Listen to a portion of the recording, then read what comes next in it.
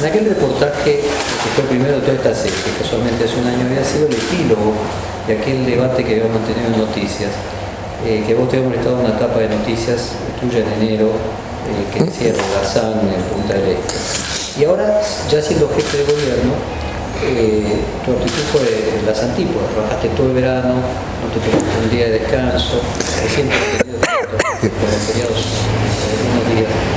¿Gobernar es esforzado? ¿Se siente? No, yo, ¿este prólogo lo tomo como un pedido de disculpas tuyo o no? Ah, bueno. Malicias no se disculpa. Bueno. Que se habrá disculpado Malicias en aquel debate. Yo digo, hoy hay que reconocer que vos estás con una jornada laboral intensa, sin descanso. Bueno, yo no quiero argumentar con vos, pero yo siempre fui así. Siempre fui así porque, digamos, me caigo a la mañana temprano de la cama, siempre, y siempre tengo que hacer algo. Yo no puedo, obviamente, debo tener alguna parte mía que no debe querer convivir conmigo mismo, entonces prefiero hacer siempre... No puede jugar al fútbol, ir al gimnasio... pero eso, está por supuesto. O sea, uno puede combinar otro tipo de actividades, pero no, yo siempre he sido obsesivo de mi trabajo y aparte, cuando me siento haciendo algo útil, no trabajo por horarios. Yo trabajo hasta que termino la tarea que estoy haciendo. Y acá como que he empezado a entrar a un mundo en el cual cada vez que se abre una puerta hay un problema. Entonces, como esto como nunca se acaba. Yo digo, estoy como, a mí que me ha gustado siempre arreglar problemas, estoy en el paraíso terrenal, porque esto es la infinitud de los problemas. Entonces, pero lo bueno es que todos tienen solución. Si no, no serían un problema, sería una catástrofe.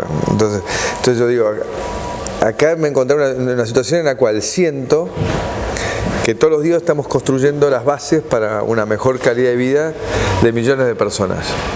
Que desde otro lugar donde me tocó actuar antes, que por ejemplo la Cámara de Diputados, si yo iba o no iba, era exactamente lo mismo. Entonces esa sensación es muy frustrante, porque si tu palabra no tiene valor, tu voto no tiene valor, porque hay un bloque mayoritario que es como un mosaico, que no cambia una coma, entonces la verdad que no tiene mucho sentido. Es importante para quien conduce el gobierno, incluso en la política, estar cerca de los hechos, poniendo continuamente el cuerpo, tanto cerca físicamente de los hechos. Vos hablas del aislamiento. Sí, para mí es muy importante siempre estar en contacto con la realidad. No sobreactuar, pero estar en contacto con la realidad. Por eso es que yo he visitado en 100 días de gobierno más de 100 lugares físicos de la Ciudad de Buenos Aires, porque para mí, yendo al lugar, se consiguen muchas cosas. Primero, que yo entienda el problema en vivo, en directo, y no en un papel. Porque vos te traes un papel, es decir, cuánta gente se necesita para que esta escuela funcione, cuántos alumnos tiene, qué horario. La cosa es ir y ver físicamente la escuela. Vos te conectás más con el problema. ¿Entendés? Te dice, está mal la escuela. La ves y se te internaliza de otra manera. Escuchás la angustia de la docente y es otra cosa. Entonces, a mí me ayuda muchísimo a mi trabajo. Segundo, acá hay que recuperar la cultura del trabajo, del esfuerzo. O sea, acá se ha perdido el clientelismo y esta variable del amiguismo y el chanterío democrático ha destruido el espíritu de cuerpo de la Ciudad de Buenos Aires. A ver, sí, trasladando esto a nivel nacional, sí. ¿Te parece bien que la presidenta se haya ausentado a la Casa de Gobierno durante 6 días en el Calafate mientras el país se enfrentaba a su conflicto sectorial más grande de los últimos años? Son estilos de gobierno. ¿Vos crees que se puede gobernar así? Bueno, son estilos de gobierno. Ellos tienen un gobierno consolidado, este no es un nuevo gobierno, es la continuidad del anterior. Ellos sienten que, bueno, que ya tienen los resortes del poder como para tomarse sus tiempos y sus distancias para resolver los temas. Pero el tema de fondo es si la política que se ha seguido con el agro es la correcta o no. Y a mí me parece claramente que no es la correcta. Pero estar aislado durante días cruciales, ¿no pudo haberlo llevado a dar un discurso que sonara autista, por ejemplo, a los oídos de quienes ya llevaban varios días en las rutas? Ese aislamiento no puede contribuir a que no se perciba que... Claramente el discurso fue inadecuado. Fue todo lo contrario de lo que esperaban los damnificados y los que observamos desde una posición neutra. Tratemos de explicar por qué, porque eso vos ya lo dijiste. Ahora tratemos de conjeturar a qué obedece. Mi pregunta es si el hecho de haber estado aislado en un conflicto que ya venía durando sus días, vos te vas 6 días, eso no te aumenta las posibilidades de pérdida de foco. Bueno, claramente ella fue asesorada por gente que le equivocó el diagnóstico. Creyó que esto es... En tu caso no te confías solamente con la gente que te asesora, sino querés ir a ver las cosas en el lugar. Yo prefiero, en la medida que a veces no se puede. Pero yo primero confío en mi gente. Yo armo equipos y confío y delego. Porque yo creo que las cosas van a la velocidad de una sola persona. Y lo que hay que lograr es que la rueda se mueva. Pero después también me gusta ir y mirar y hablar con el segundo nivel, el tercer nivel, el último nivel, que me cuenten ellos cuál es su problema. Y además en esta ida y vuelta, también decirles que yo valoro su trabajo. Porque cuando yo me caigo a un centro deportivo, el último fui a un parque Patricios. Y fui y estaba el capataz, no estaba el director del parque. Y hablé con un capataz que era el sueño del empleado público que uno querría tener. Claro, 60 y pico de años, de la vieja escuela, que no se dejó seguramente contaminar con este ciclo que yo llamo de que lo que vale es ser amigo del político y no tu trabajo personal como empleado público. Y él tenía su centro en perfectas condiciones. Yo le dije, acá tiene muchos ñoquis de la política. No, acá los que me mandan laburan o se van. Yo me rompo el traste, acá todos trabajan. Entonces, él le transmite la mística a ese lugar. Entonces yo yendo ahí, no logro que él diga, ojo que me están contratando para trabajar, pero logro que él sienta el placer de que yo valoro su trabajo. Que eso es lo importante, que la gente se sienta valorada por lo que trabaja. Déjame volver al discurso de la presidenta. ¿Vos sentís que las personas en general, a veces incluso las mismas mujeres, perdonan menos la soberbia de una mujer que de un hombre? No te sé decir eso. Digamos que no tenemos familiaridad con una mujer presidente o presidenta. Entonces, eso juega a favor y en contra. Pero respecto a la soberbia, ¿ves que la sociedad es menos tolerante a la soberbia de una mujer que de un hombre? No te sé decir. Honestamente no te sé decir. Decime, La soberbia es inaceptable en cualquiera. hasta en un perro. Así que Decime, ¿la soberbia es el mayor enemigo de este gobierno? Lo que le nubla la razón, lo que hace perder la percepción. Y digamos que la abundancia digamos, el contexto internacional tan favorable ha generado una actitud demasiado autoritaria, digamos. A Néstor Kirchner le hubiera pasado lo mismo en este conflicto. Insisto, para mí es el mismo gobierno. No interpreto que... Pero la reacción de la gente es componentes emocionales, ¿no? No es simplemente una cuestión de medidas. No, esto tiene más que ver para mí con el desgaste acumulado. Es el desgaste acumulado. Pues esta reacción no es solamente este discurso inadecuado, el aumento de retención exagerado. Es 4 años de maltrato en la política de la carne, periodo parecido en la leche. Entonces esta sensación de no reconocimiento de su para mí, que es el de mayor potencialidad, el de mayor dinámica en la economía argentina, que nos ayudó a salir de la crisis y nos puede llegar a ayudar a salir de la pobreza con un marco inteligente. Y ellos sienten, chacareros, que nadie les regaló nada, que no le deben nada a nadie, pues son gente que no se endeuda y que laburan de sol a sol. Cuando hay que levantar cosecha, no importa el tiempo, las condiciones, ellos hacen su trabajo. Se sienten como que no hay reconocimiento, y eso es tan grave por ahí como que se le meta la mano en el bolsillo con la rentabilidad. ¿Vos le pediste a Cristina un gesto de grandeza? Sí. Concretamente, ¿en qué le faltó grandeza a la presidenta? ¿Cuál tendría que ser el gesto de grandeza? Yo creo que si ella, frente a este episodio, dijese, nos equivocamos, volvemos todo el 13 de agosto, pido disculpas, ratifico mi discurso el 1 de marzo, en el cual reconozco este sector como el sector más dinámico, más pujante de la realidad argentina, y quiero sentarme con ustedes a acordar reglas de juego de mediano y largo plazo para que transformemos todos estos cereales en pollo y en cerdo, como ella dijo. Yo creo que todo lo que perdió lo gana multiplicado por 10. ¿No crees que el problema de fondo no son las restricciones, sino el agotamiento del modelo a causa de la inflación, lo que suma para generar simpatía en los sectores agropecuarios al conflicto agropecuario? Bueno, la inflación está haciendo mucho daño. El índice de marzo que nosotros tenemos da 3%. Y allí voy, a ver, te lo pongo de esta manera. Las nuevas retenciones le sacaron al agro entre el 10 y el 15% dependiendo de los cálculos de cómo se hagan cada tipo de producto, de la cotización que esté. Sí, ahora bajarían, ¿no? Bajarían 5 puntos. Dependiendo, si uno se coloca en el momento de la toma de la decisión, varía entre 10 y 15%. Pero la inflación por año es del 20% y el dólar está fijo. El aumento de costos internos con un dólar fijo le quita al campo 20% por año de rentabilidad.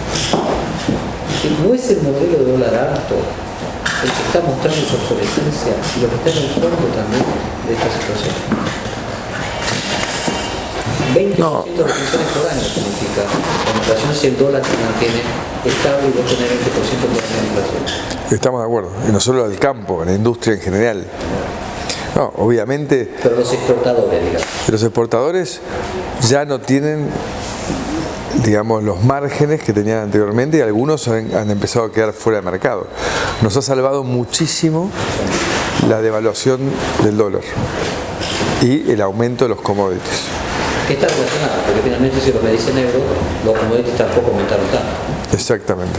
Entonces la realidad es que si no hubiese pasado esta modificación de precio externo, hoy la ventaja del dólar alto ya desapareció. Hay muchas cosas que están más caras que en el 1 a 1. En este conflicto vos te manifestaste a favor del campo. Y mi pregunta ahora no es de fondo, sino de la forma de la disputa. ¿Está bien, aún con causas justas, que se corten rutas, calles y accesos? ¿Y por qué si los fiscales de la ciudad llamaron la atención a la Boca, por ejemplo, cuando hizo el corte de varias calles, no deberían los fiscales de la ciudad o de las zonas que corresponden a lo que se hacen los cortes hacer lo mismo? ¿Cuál sería tu visión y tu política en este respecto? No, la visión es la misma, no estoy a favor de los cortes. Mantengo una coherencia. Es difícil actuar frente a algo espontáneo. La gente baja de su casa y se sienta en el espacio público en señal de protesta y es masivo como fue ayer, es imposible actuar. Un poco los trabajadores de centros culturales barriales fueron a manifestar a tu casa particular.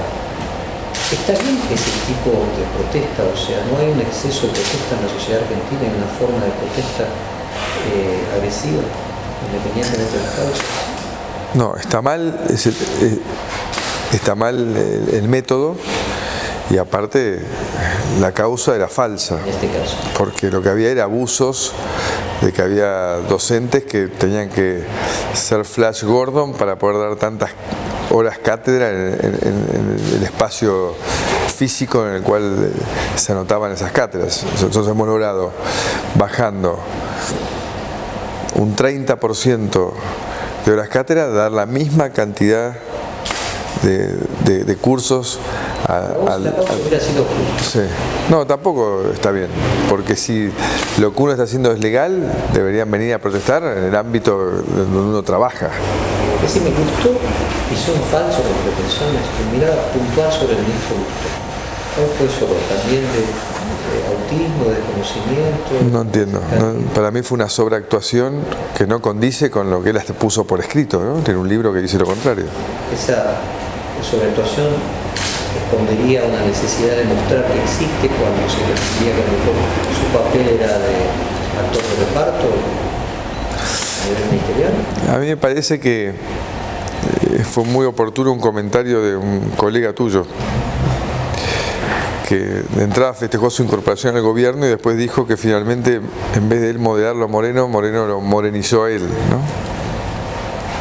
Decime, ¿la falta de experiencia por su juventud pudo haber jugado un papel en este rol? No es tan joven, es cuestión de carácter de cada uno. ¿Vos pensás igual hoy? Tenés 48. 48. Cuando tenías 38. En muchas cosas sí. En otras ha habido una evolución, en otras una involución, no sé. Todo esto es muy subjetivo, ¿no? ¿Pero vos crees, por ejemplo, podrías haber cumplido la misma función que cumplís hoy con iguales de donde a los 38 años? No, yo siento que aprendí mucho. Primero aprendí mucho saliendo del mundo empresa al mundo público con Boca. Y después también aprendí mucho de que me metí en otro mundo nuevo como la política, donde me volvieron a castigar como me castigaron al principio del fútbol. Y lo que no te mata te fortalece, ¿no? O sea que hay un tema con la edad de la experiencia, ¿no? Sí, por supuesto. Siempre tenés más chance, pero también Zapatero fue presidente de la edad de Lustó, ¿no? Prácticamente, así que no creo que la edad sea una limitante. Lo que es una limitante es falta de experiencia en todo caso. ¿Conocías a Lustó? No, muy poco. ¿Tenías alguna impresión sobre él? Sí, buena. ¿Debería renunciar para ayudar a que el conflicto se extienda? No me corresponde a mí opinar en eso. Lo que a mí me parece es que hay que resolver el conflicto y acá eso es lo más importante. Acá. Si fuera su amigo y él te pidiera un consejo y obviamente se estuviera dentro de una decisión de la presidenta, ¿no le dirías proponer tu No soy amigo y si fuese amigo se lo daría en privado el consejo. El exdirector de la FIP, Alberto Abad, sí lo conoce. Sí. ¿Qué opinión tenés sobre él? Muy buena. En algún momento incluso llegó a hablar, no sé si era cierto, de que a vos te interesaría una persona como Abad para integrar tu gabinete, alguna vez lo que Abad es una persona muy valiosa, creo que es un hombre profesional serio, lo conocí hace muchos años, cuando estaba en la CIGEN, en el gobierno de Menem, creo. Me parece, tengo mucho respeto por el intelectual, el moral, y creo que puede hacer una muy buena labor en cualquier tema. Calculo yo que después de esta experiencia tan estresante se tomará un tiempo de descanso, pero creo que sería un refuerzo de lujo para cualquier equipo. El despido simultáneo de Abad y de Echegaray, que evidentemente fue un acto de autoridad del presidente ante los rumores que ella no era que gobierna, sino el presidente.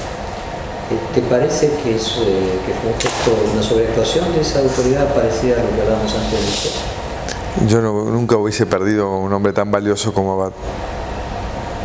Sobre todo que para mí el lugar claramente, diría yo el único, donde se construyó institucionalidad, con seriedad, sin sobreactuaciones al estilo Taqui, ha sido en la FIP. Decime, más allá de lo que solo saben Néstor y Cristina Kirchner, el hecho de que Echegaray no acatara las instrucciones de su superior, que es Abad, asumiendo él, aunque no fuera cierto, y fuera solamente su imaginación, pero asumiendo él que contaba con el apoyo directo de Néstor Kirchner, por eso podía no acatar las órdenes del superior. Aunque ni siquiera fuera cierto, no lo contaba, solo su creencia.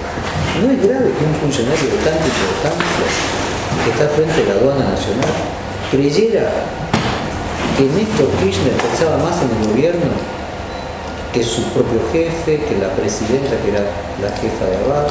Ese solo hecho no muestra que hay un problema de confusión, por lo menos en algunos funcionarios, respecto de dónde está el poder formal y el poder real.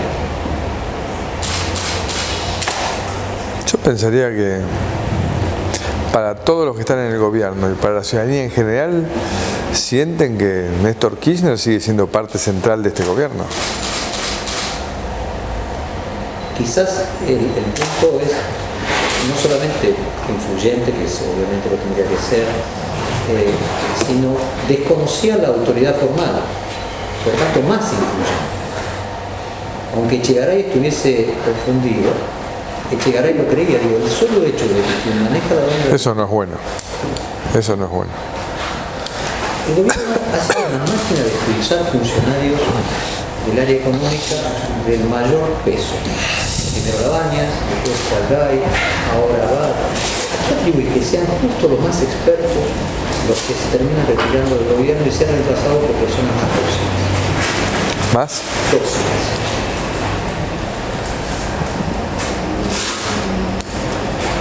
No sé, por ahí es que justamente son los que más personalidad han tenido y han querido imponer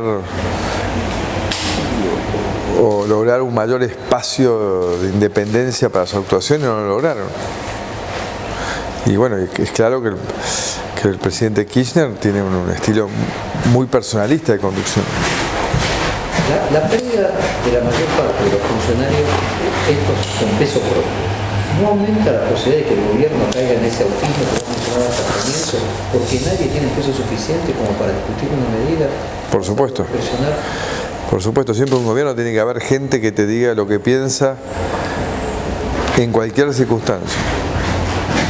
Si no, corres el peligro de aislarte. El patuterismo que vos denunciaste ayer y hoy de Delía, ¿en qué se parece a la barra del fútbol? ¿Hay algún punto de comparación a esa actitud? Es la misma lógica. Uno la desarrolla en el ámbito de una tribuna y en el caso de Delía lo desarrolla en el ámbito de todo un país casi. Ya no sé, se cree que él puede hacer lo que quiera, no solo en Buenos Aires, en Gran Buenos Aires y seguramente en alguna otra parte del país. Pero la lógica es la misma. Es la misma. ¿Cuál es? La fuerza puede todo. La fuerza puede todo, la impunidad lo puede todo. ¿Es una mirada cortoplacista de la vida? No, yo creo que es una mirada primitiva, que si no tiene ningún tipo de castigo, termina siendo una forma de vivir, ¿no? Para esa mirada más primitiva no sería casualmente que lo único que existe es el presente, y que por eso entonces lo fáctico se sobrepone a todo, porque lo único que importa se retira ahora. ¿No es esa la lógica de la fuerza cortoplacista? Sí, la lógica de la confrontación, de que se dirime todo ahora y no hay por qué trabajar en términos más civilizados y a mediano plazo. O sea, no hay consecuencialismo. Si yo gano ahora, es lo único importante, mientras que la consecuencia de lo que eso significa desaparece. Una de las tendencias del pensamiento primitivo es que no existe el futuro. Un chico no puede pensar en términos futuros, que es primitivo en su nivel de desarrollo.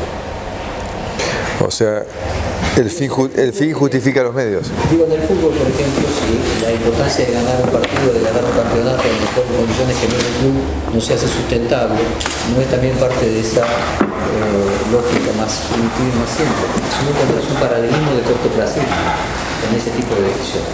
Bueno, pero aún en el fútbol, si vos por un resultado un domingo ponés en peligro la salud de un club, mira Racing. Decime, en el reportaje del año pasado vos nos contaste que en el 83 había votado por Alzogaray, Sí. en el 89 por Angelos, en el 95 por Menem, en el 99 estaba fuera del país y en el 2003 por López. ¿Por quién votaste presidente en el 2007? Por López Murphy. Hagamos un repaso de todo lo que sucedió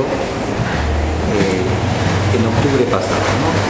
Y comencemos por las personas que tuvieron o parecieron tener un significativo caudal de votos y en la práctica no fue así. ¿Por qué crees vos, y acá te pido que hagas de analista, López Murphy tuvo el 18% de los votos en el 2003 y tantísimo menos ahora? Qué difícil. Pero me parece que la respuesta tiene que estar en que... ¿Parte de su caudal de votos fue a Lilita? No, pero no es que... Yo creo que más los perdió él que los ganó Lilita, porque no supo encontrar la forma de comunicarse con el electorado. Decime, ¿por qué Tellerman fue menos votado que Filmus? ¿Cuál es tu diagnóstico? Porque más allá de que él demostró más capacidad y más ganas de hacer de lo que había mostrado Ibarra y de su enorme simpatía, no logró transmitir seriedad a lo que hacía. Decime, ¿Bloomberg perdió todo su capital político por el paso en falso que dio al ser un ingeniero sin título, o nunca tuvo votos propios, sino un apoyo popular, pero que no se traducía electoralmente? No, a él como un líder social, no político, es obvio que lo castigaba mucho más el hecho de haber dicho que tenía un título que no tenía. O sea, a tu juicio eso fue una de las causas fundamentales de su pérdida. Sí, así como lo fue para Tellerman en menor medida, porque siendo político la gente piensa, bueno, todos los políticos son unos mentirosos. De un líder social la gente lo único que no puede soportar es que cometa un fraude de ese tipo, ¿no? Entonces ahí lo castigó más. Labaña quedó tercero y Lilita segundo. Quienes no apoyaron a Kirchner mayoritariamente percibieron que Carrió era la mejor opción opositora y de alguna manera intuyeron, anticiparon que Labaña finalmente no estaba tan lejos de Kirchner.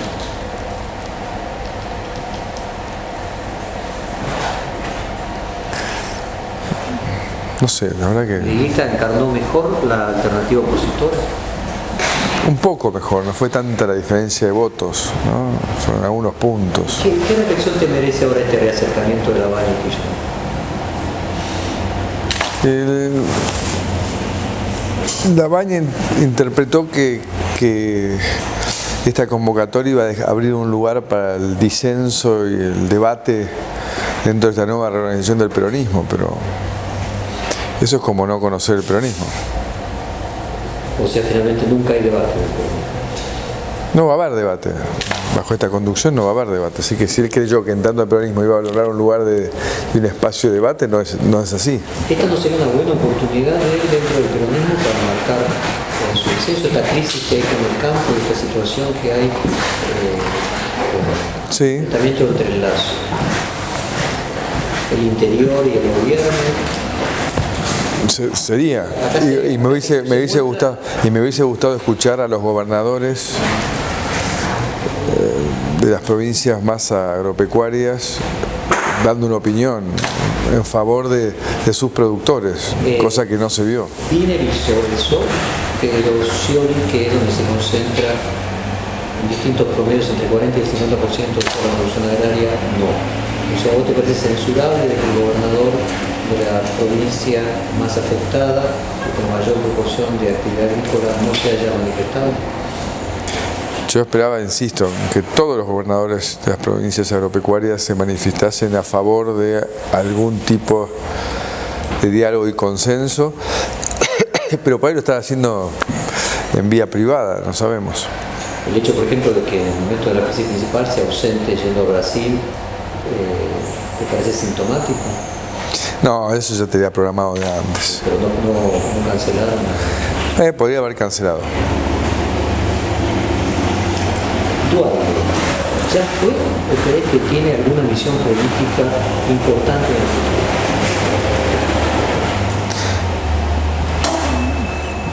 futuro? Él debería, cada tanto, emitir una opinión que busque ayudar a moderar, a consensuar, a marcar siempre en cosas más institucionales, pero como actor activo de la política ya fue.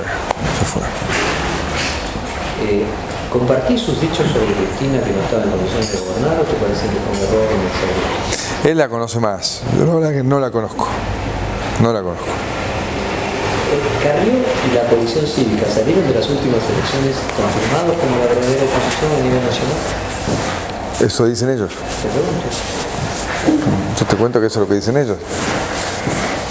El hecho de que el PRO no haya votado fuertemente en las elecciones de octubre, con candidatos propios en todos los distritos, ¿fue cederle a la coalición cívica ese papel en ese momento, una táctica de coyuntura?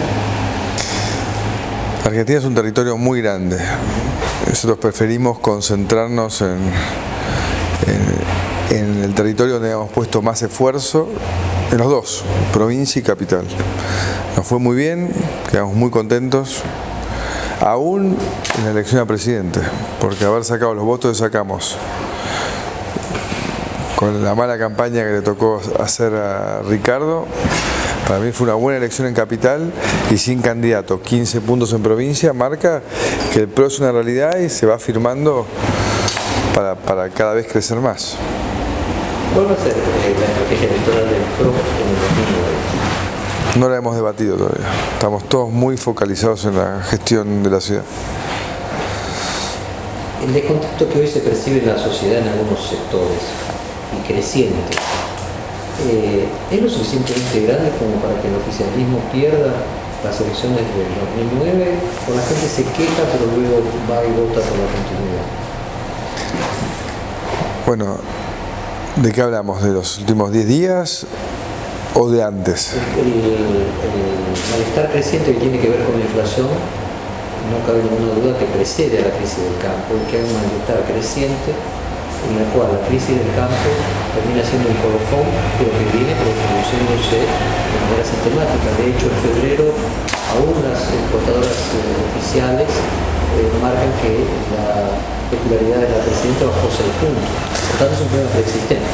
Bueno, yo te diría que en el contexto actual, una elección para el gobierno sería muy mal. Pronostico para el gobierno un muy mal resultado. Y tu análisis es que este descontento creciente continúa o crees que puede ser revertido? El tema inflación, si no se toman medidas de fondo más serias, el descontento va a ser creciente. Porque la inflación pega muy mal, ya hemos hablado 20 veces, a los que menos tienen. ¿Se puede hacer algo que revierta drásticamente esa situación de inflación como para modificar el descontento que produce la alta tasa de inflación? Es decir, se podría pasar del 20 o el 23 al 15, otro año al 12, otro año al 6, pero se podría lograr de acá al 2009 que la inflación dejara de ser un problema. Y en el ritmo que ha tomado y si confirma el 3% que hemos medido para marzo, ahora lo veo difícil. O sea, que si las elecciones fueran hoy, o si las elecciones fueran en el 2009 con un contexto como estamos especulando, no diferente desde el punto de vista de la inflación, ¿vos vaticinás que el gobierno pierde las próximas elecciones? Sí. ¿Crees que en el 2011 habrá un partido de oposición con una organización nacional sólida como para resultar una alternativa de poder o el eventual recambio, como siempre a nivel nacional, tendrá dentro de los propios peronistas, los propios peronismos sectores disidentes de Argentina? Yo creo que en el 2011 va a haber candidatos alternativos que le den tranquilidad y que despierten entusiasmo en la gente. ¿Cuáles son los apoyos de esos candidatos? ¿Quiénes serían? No, falta mucho. Sino que el año que viene, ¿qué hacemos en el reportaje del 2010, del 2009, del 2010 y del 2011? Y preguntamos qué porcentaje. No, dejemos esa pregunta para cuando llegue el momento. No. ¿Crees que podría surgir nuevos distintos a los que existen, a las figuras relevantes que existen? No lo veo. No sé, que tendría que ser entre los candidatos existentes. ¿Es posible construir un partido nuevo en condiciones de asumir el gobierno nacional en pocos años? Lleva mucho esfuerzo y mucho trabajo. Si vos imaginás que el PRO y la Comisión Cívica podrían estar dentro de 3 años y medio con una organización suficientemente sólida como para asumir la conducción nacional con participación en en la mayoría de los distritos del país? El PRO seguro que sí. Para las elecciones del 2009 falta un año. Para las del 2011, 3 años y medio.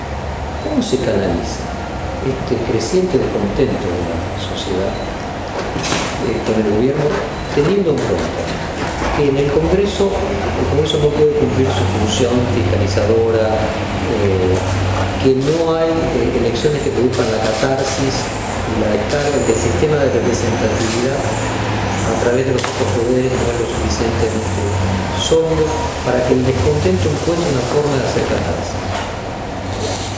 Trabajando mucho. Pero ¿cómo lo ves en la sociedad? Porque ¿cómo expresa la sociedad su descontento si no tiene forma a través de sus representantes o de castigar al oficialismo con los votos o de que sus representantes en el Congreso, por ejemplo, puedan cumplir el rol de fiscalizador, inclusive en el caso interpelador? Para mí las buenas cosas en este país se hacen a pesar de la política. Es espontáneo decir, ¿no? Así que la gente va a seguir trabajando. Si tiene que trabajar más, trabajará más para lograr sostener las conquistas sociales que haya obtenido hasta el momento. Si vos ves la política como una construcción de abajo para arriba, que sale de la propia población, sí. Construcción de representatividad. Son las personas que en la necesidad de construir representatividad van construyendo los agentes. No, la gente veo un país todavía que no ha logrado resumirse en una identidad nacional, en un proyecto de país en el cual ya todo el mundo sepa hacia dónde vamos, porque hay claramente algo que salió de la coyuntura, salió de un gobierno de transición, como el que fue este que pasó estos 4 años. Entonces eso lleva a que todavía pese demasiado el individualismo. Entonces la gente dice, bueno, hay que trabajar a pesar de los políticos. A la italiana, claramente un modelo muy fracasado. Como dicen en Brasil, que Brasil crece de noche porque los políticos no duermen. Exactamente. Decime, en una proyección de largo plazo en tu carrera política, vos habías contado en el anterior reportaje que a nadie de tu familia le gustaba tu carrera política, que lo tenías que convencer y a veces no lo lograbas hacer. Tu actual esposa, Mara Groba, ¿sí la prueba es más fácil de convencerla en tu actividad política? No milita en contra, al menos. Para ocupar una función tan absorbente como la de gobernar, ¿es conveniente la tranquilidad de lo que significa una pareja estable? Es mejor porque la soledad del poder es muy dura. Es mejor estar en pareja, sin duda, te da otra tranquilidad. ¿También hay cuestiones de representatividad protocolar? Bueno, sí, también sin duda ayuda que te acompañen en todo lo protocolar, que a mí me resulta un pelotazo en contra. ¿Sarkozy tuvo ese problema? Yo creo que él tuvo el problema de que se le mezcló lo que es la pérdida de un divorcio con una elección presidencial. Es un cóctel seguramente explosivo absolutamente. Entonces, ¿se podría decir que vos fuiste más previsor en resolver? No, esas cosas uno no maneja. Son timings en la vida, qué sé yo. Si te cuelga justo la galleta a tu mujer en el medio de una campaña electoral, no tenés manera de zafar. Sí, bueno, no te recomiendo. Decime, en el reportaje hace un año hablaste muy bien de Sarkozy. ¿Seguís teniendo la misma opinión de él? No, a mí me gusta. Me gusta, creo que más allá de las críticas que ha tenido, porque en su manejo de vida personal ha sido demasiado extrovertido para los usos y costumbres francesas, Francia necesita un sacudón, necesita romper viejas estructuras que tienen mucho de similares con lo que se instaló en Argentina, porque nosotros tenemos el desorden italiano con la burocracia ¿cómo decir? Pseudo intelectualizada francesa. Cuando vos ves el discurso de Sarkozy, se está hablando de la Argentina. O sea, esta cosa de haber inventado un día menos de trabajo por semana como solución a la competitividad mundial y al desempleo. Es una locura, es obvio que no iba a funcionar. Decime, ¿vos tenés pasaporte italiano? Sí. Y hay elecciones en Italia ahora. Sí. ¿Por quién pensás votar? La verdad no lo había pensado todavía. ¿Votaría por Berlusconi? Sí, podría llegar a votar por Berlusconi. ¿Y la opinión que tenés de él también es positiva con la que tenés de Sarkozy? ¿Lo colocás en un nivel de estadista mayor, menor? Creo que es un hombre que también intenta romper un esquema que claramente ha llevado a unos países más ricos de la humanidad a un estado catastrófico.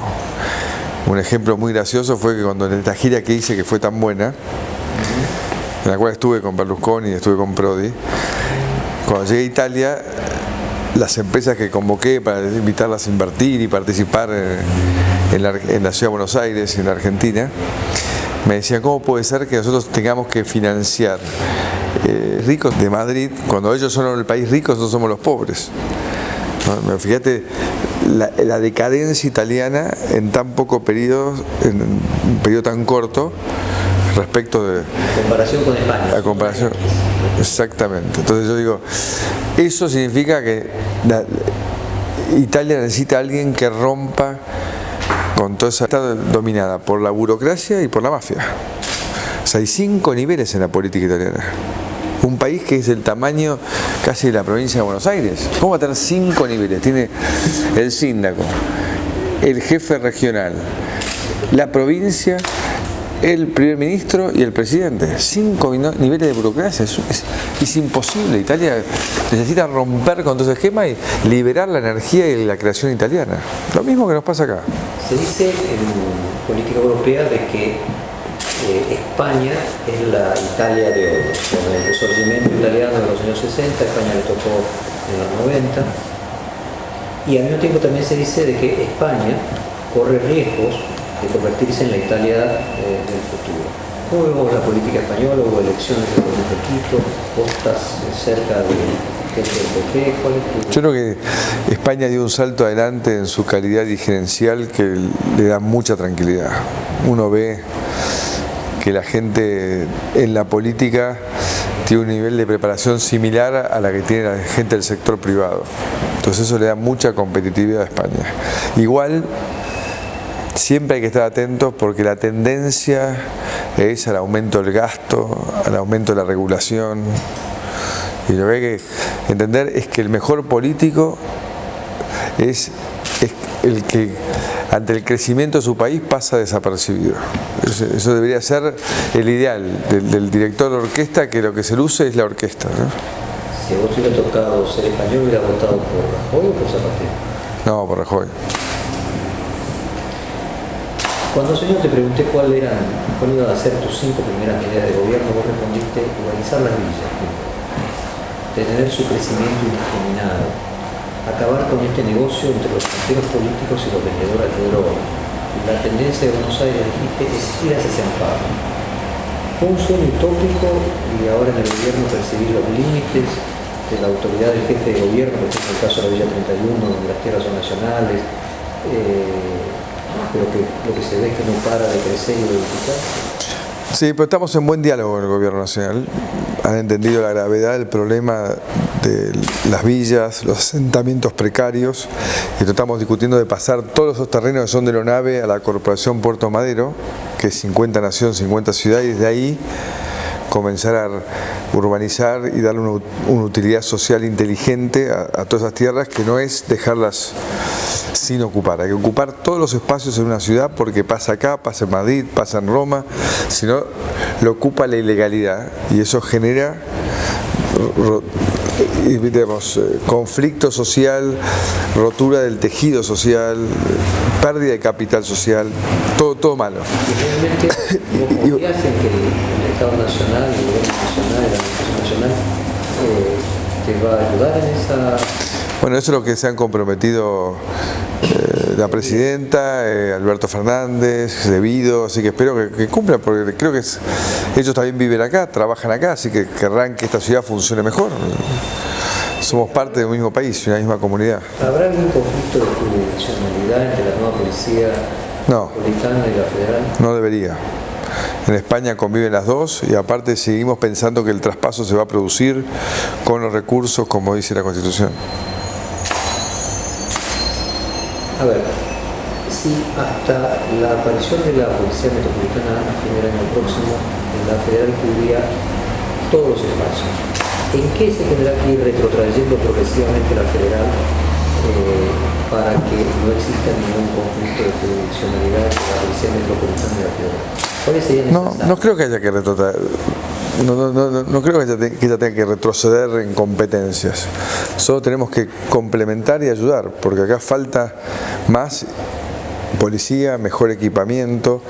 Nosotros creemos que una vez que tengamos los recursos estudiaremos qué delitos están más descontrolados o qué zonas están más inseguras y ahí trataremos de actuar para ayudar y subsanar los problemas. Ahora, hay un plan de seguridad que supongo que ya tiene previsto qué va a hacer esa policía que comienza a funcionar. Bueno, en realidad, parte del plan, que tiene un capítulo enorme de prevenciones, que ya estamos llevando a cabo, como urbanizar las villas, combatir las adicciones, trabajar los programas de inclusión social e inclusión escolar. El segundo capítulo es el capítulo de tecnología e información.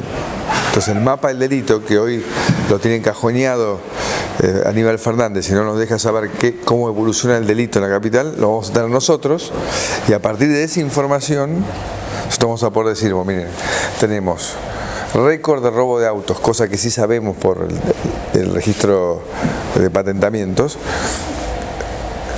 Decir, bueno, acá vamos a actuar en este barrio porque hay récord de robo de autos, no vamos a meter. En este hay aumento ostensible de violaciones, trabajaremos sobre ese barrio. Inicialmente lo que van a hacer es detectar los problemas más graves y trabajar sobre los problemas graves. Exactamente. Para progresivamente ir avanzando en los dominar envergadura. Exactamente. Lo primero que van a hacer es un relevamiento de inteligencia para detectar dónde están los problemas.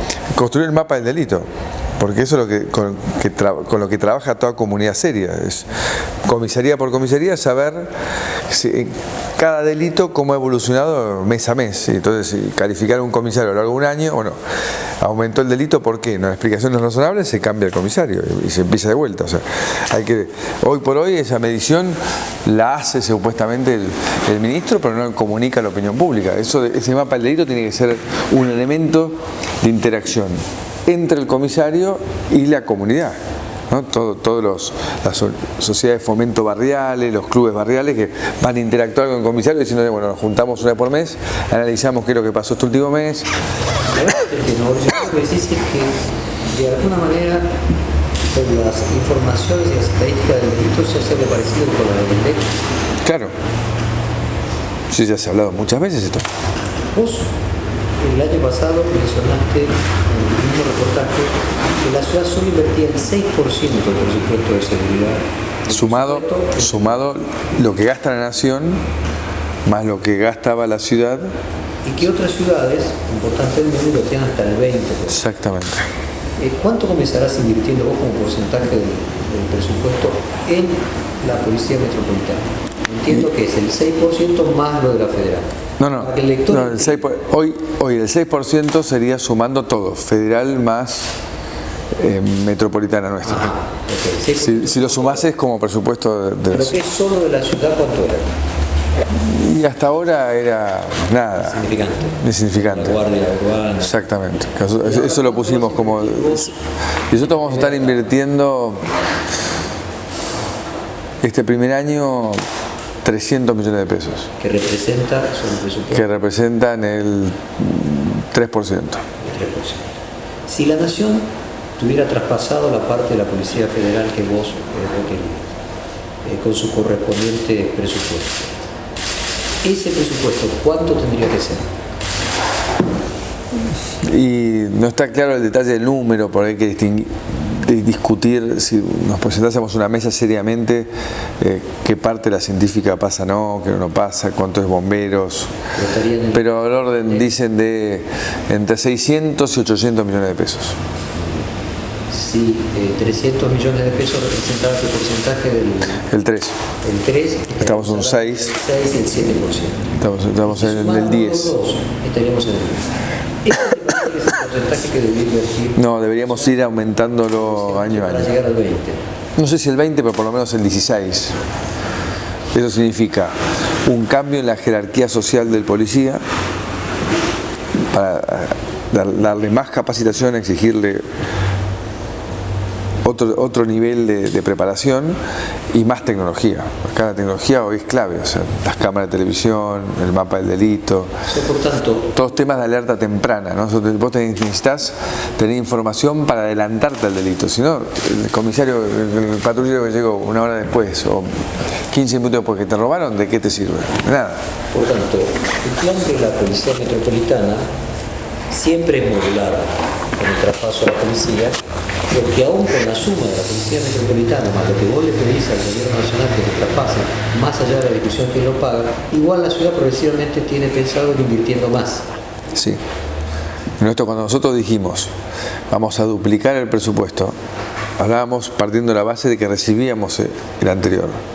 Por eso cuando el Gobierno Nacional me dice que pongamos la plata, digo, no vamos a poner la plata nosotros. Primero, porque la ley dice lo contrario. Segundo, porque esa plata que queremos poner Es para agregar. es para agregar, no para volver a hacer lo mismo, precario, mal pago, mal equipado, porque así haríamos más de lo mismo. Entonces nosotros no queremos hacer más de lo mismo.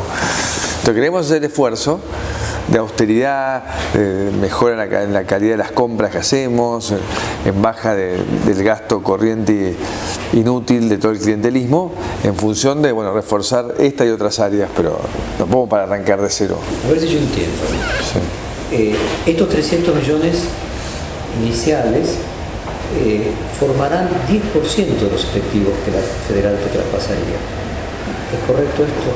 La federal, lo que vos pediste que te traspasara alrededor de 10.000 Sí, y vos vas a formar 1.000. sí. Ahora vos estos 1.000 te van a costar 3% del presupuesto y los otros 10.000 cuestan entre 6 y 7. Sí. O sea, la relación por efectivo, el costo por efectivo de la metropolitana sería el doble de la federal. Sí. Estamos pagándole como un 50% más, pues no queremos que hagan adicionales.